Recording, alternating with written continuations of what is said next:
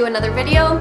So today I'm going to be sharing with you everything that I ate today, eating a high nutrient whole plant food diet.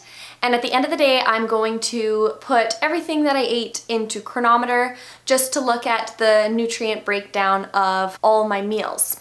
And the purpose of this video is not for anybody to copy the exact way that I eat and how much I eat, because that is totally dependent on things like gender, height, how active you are. But I would say that the majority of people are surprised of how much they actually need to eat on this whole plant food lifestyle, because the food is so much more calorie dilute than, say, a standard Western diet. So I really just want to make this video to give you some ideas of different meals that you can eat on the Nutritarian lifestyle, and some things that I think about while I'm planning my meals to incorporate some of Dr. Fuhrman's teachings.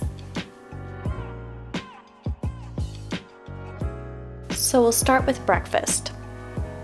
Because it's been warmer out, I have been loving starting my day with some melon. The watermelon is in season now, so I cut up half of a watermelon and I ate half of that, so I ate a quarter of a watermelon. And I also made a green smoothie with spinach, frozen cherries, a banana, cocoa powder, pomegranate juice, and almond milk.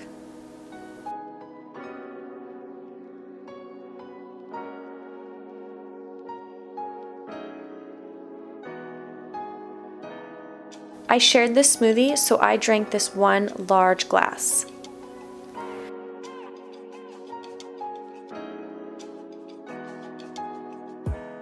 Now for lunch, I'm using half a block of tofu.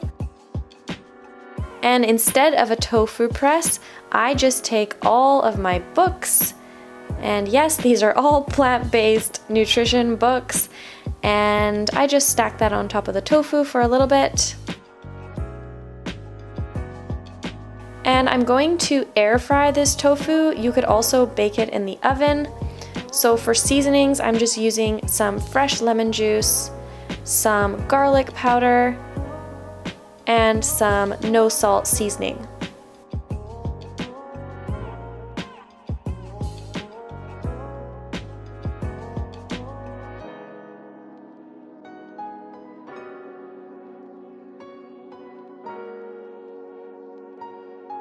This appliance is really nice for oil-free cooking, but like I said, an oven works just as well.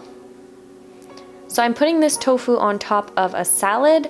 So I really like to pre-make my salads for a few days. So this is a kale salad, and I put whatever veggies I have in the fridge. I always try to include a cruciferous vegetable. So I've got red cabbage, some raw onions because of their powerful anti-cancer effects. I also have some frozen corn and some black beans to bulk up the salad. And the salad dressing I'm using is the cashew dill. I have made a recipe for this, I'll link it below. And I love to top my salad with some nutritional yeast.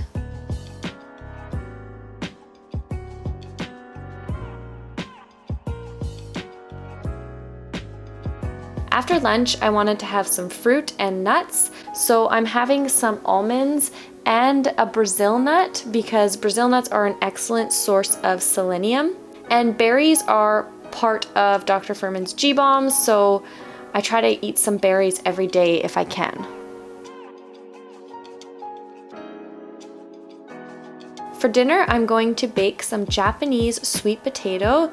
These are so delicious and sweet. And for anyone who's wondering, you can have starchy vegetables and grains on the Nutritarian lifestyle.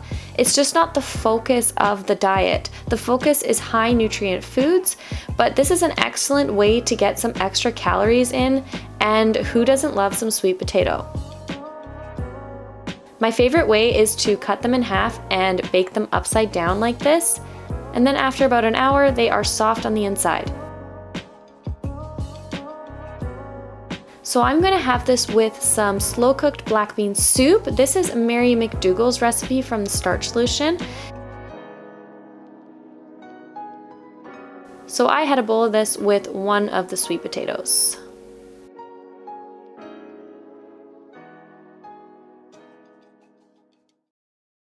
So I wanted to take a few seconds to talk about the supplements that I take.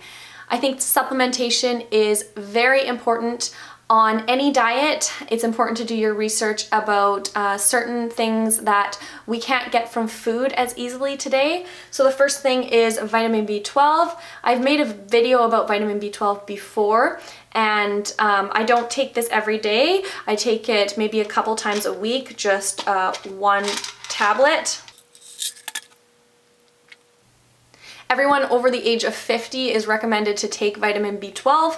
So very, very quickly, vitamin B12 is a vitamin produced by bacteria in the soil, and because of the world we live in, we have such good hygienic practices. We don't eat dirty produce or dirty water. It has killed off a lot of our good bacteria, including the ones that produce vitamin B12. So it is very important that you supplement with vitamin B12 on a plant-based diet.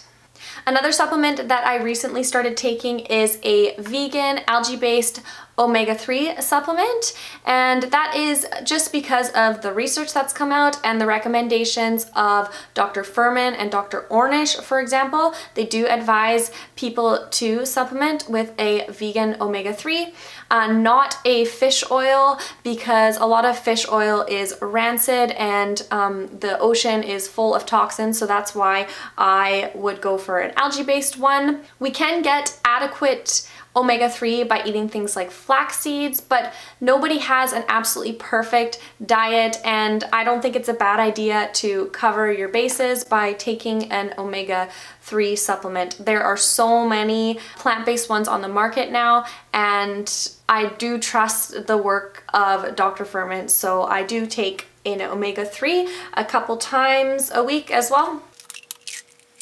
So this is what they look like. Kind of like fish oil tablets, but they are completely vegan.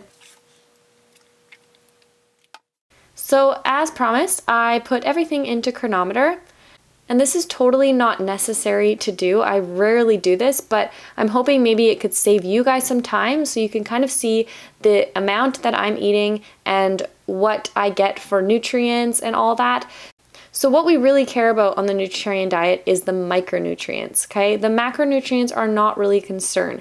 If you're eating whole plant foods to satiation, you will get the appropriate amount of macronutrients. You don't really need to worry about it.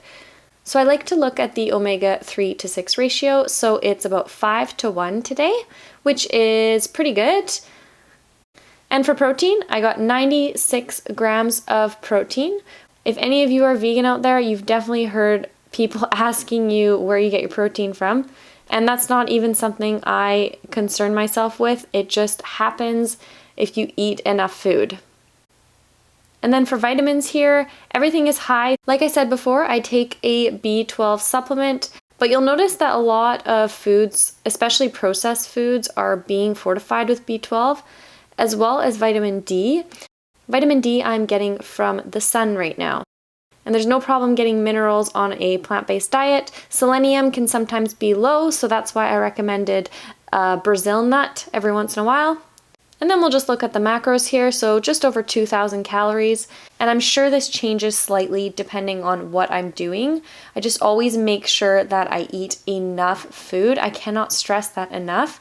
If you're eating the same portion sizes as, say, a Western style diet, and you input this into cronometer, you would be flabbergasted how little calories you're consuming.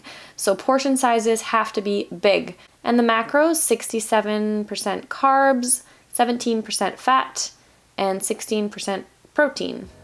So I hope you guys got something out of this video. If you did, please hit that like button and subscribe if you haven't already. We'll see you in the next one. Bye.